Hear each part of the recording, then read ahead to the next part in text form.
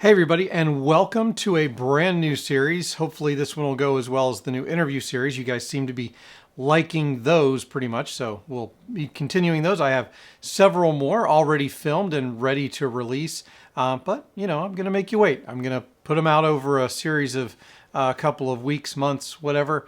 But that reminds me, I have been very heavy on the vendors lately. So what I would really like, what I would really appreciate is if some of the MSPs in the group would step up and actually want to be interviewed and be part of this channel as well. Definitely want to get both sides. I want to hear from MSPs as well as vendors always, so that we can all join in the conversation and we can all make things better. All right, so what is this new series? Well, this new series is going to be called Last Week on Facebook. Obviously, there are a lot of great conversations that happen on Facebook every week, and we want to capture those. We actually want to take those, break them down, share some of the comments, the funny ones as well as the serious ones, and discuss them and see how they affect the business environment for IT service providers. So with that, we have our first episode today. This one happened on a Facebook group last week, and it was about collections. Now, the original poster was very clear. He actually clarified it even more in his post, that he wasn't concerned so much about, what he should do in terms of, trying to get in contact with the owners and all that. He wanted to know what was the next step. After he's done dealing with the client, what are his next steps? So let's take a look at that.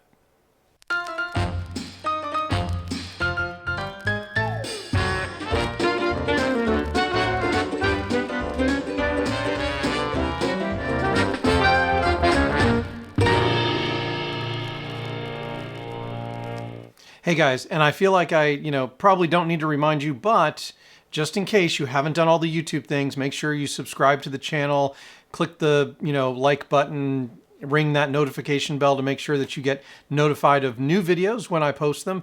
And also, if you're just seeing us here on YouTube, make sure that you go over to Facebook and join the All Things MSP Facebook group, because that's where we really have the bulk of these conversations. These videos are just so that I can come on here and give you a little bit of my opinion on what I think is going on. Oh, and hey, don't forget to hold out for the more entertaining comments, I'll call them, at the end. Okay, so what happened last week on Facebook? Well, as I described earlier, we had a post about collections.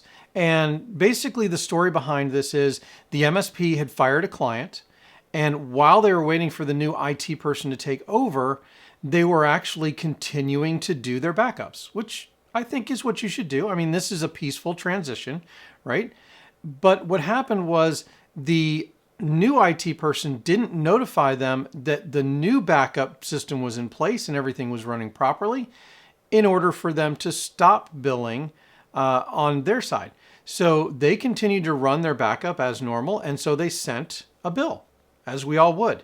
Well, the new IT guy kind of sent back a nasty note about why they should pay this and all this. Well, basically, because you didn't notify us that you had started up your backup so that we could stop ours. Pretty simple. I'm sure that some of you can probably relate. You've probably had a situation like this in the past. And I'm not going to go into that part of the topic because I think that's a larger discussion, but it's something that you may see pop up in the Facebook group this week. So make sure you look out for it and comment on it when you see that in the group. Now, carrying on with this, the dollar amount was a little less than $2,000. He had reached out a couple of times, and basically he's done trying to get the money from the client himself. Now, this is very important because a lot of the comments came down to other ideas of what he could do to reach out to the owners, to try and do different things himself. That's kind of not the point. And he went on to actually edit his original post to clarify that. Most of the comments that got a lot of likes and so forth were revolving around the fact that he should get a lawyer. And not a bad idea. That's definitely one of the ways you could go. And then the other thing that was kind of popular was small claims court. The other thing that was mentioned, and I think this one is probably, in my opinion, the most practical, and I'll explain why in a minute. But it is to hire a collections agency, because basically, in my opinion, and this is where I'm going to start, my commentary on this, is that if you are kind of at the point where, and $2,000 is right on that line of, it's kind of a lot of money, but then it's kind of not. If you just wrote it off, it probably wouldn't be a big deal. So what do? Well, to me, the easiest thing is to hand it over to a collections agency. And this is what we did the 2 or 3 times in the course of almost 20 years of running my own IT services business. This is the method that we went with. If the typical 30, 60, 90 of trying to send them past and due notices and reaching out to the owner didn't work, at 120 days, we would go ahead and hand it over to a collections agency. Couple of reasons for this.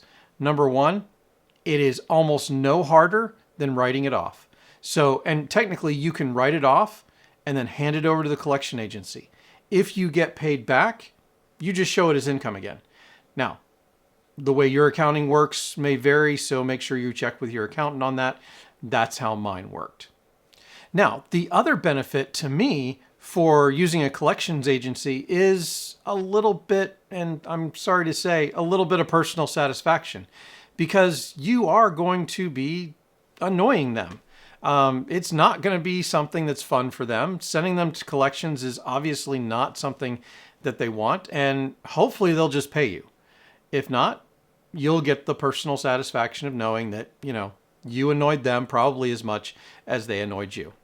Now, that's my personal recommendation, because I don't want to spend a lot of my time, A, on a negative activity, B, on something that may or may not even have a return. I'd rather put that energy into sales and marketing and try and get a client that I actually want instead of worrying about a client that has been. So, what about small claims court? Small claims court can be a great way to go. It is going to take a little more work on your part, that's why I wouldn't recommend it. That's why I wouldn't do it personally. But if you have the extra time, again, not the worst thing in the world. And it can, a lot of times, get very good results. And then, of course, the third option is an attorney. A lot of guys do this. A lot of them use it as part of their 30, 60, 90. They'll do 120 and have a lawyer send a letter before they go to collections. Again, it's up to you. It is a good way to get them to pay, but I don't know that the success rate is that much greater to actually justify the expense of the attorney. All right, so one of my favorite comments actually reads, corrupt a backup and then force a restore from that backup. Kidding, or am I? Now, obviously, I wouldn't recommend doing this in real life, but I did find the comment somewhat entertaining. Here's another one of my favorites. Sal and Vinny are my guys for this sort of work. Obviously, I knew this would come up, and it's even better that they put the meme in here, so I really appreciate that. It definitely adds to the entertainment value. Now, this one, I would never recommend violence, okay? You guys know that. And by the way, a lot of these I'm reading these comments. These comments were intended to be jokes.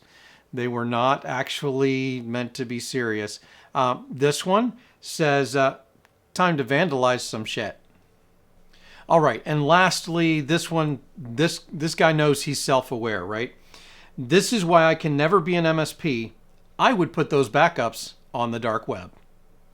All right. I hope you guys enjoyed this. I hope it spurred some interest and some conversation. I'm going to actually start a conversation on the Facebook page in the group sometime this week regarding collections, because I think that go back, find this discussion it's in the IT Business Owners group. In case you're not a member of that group, definitely recommend it. Great group to join as well.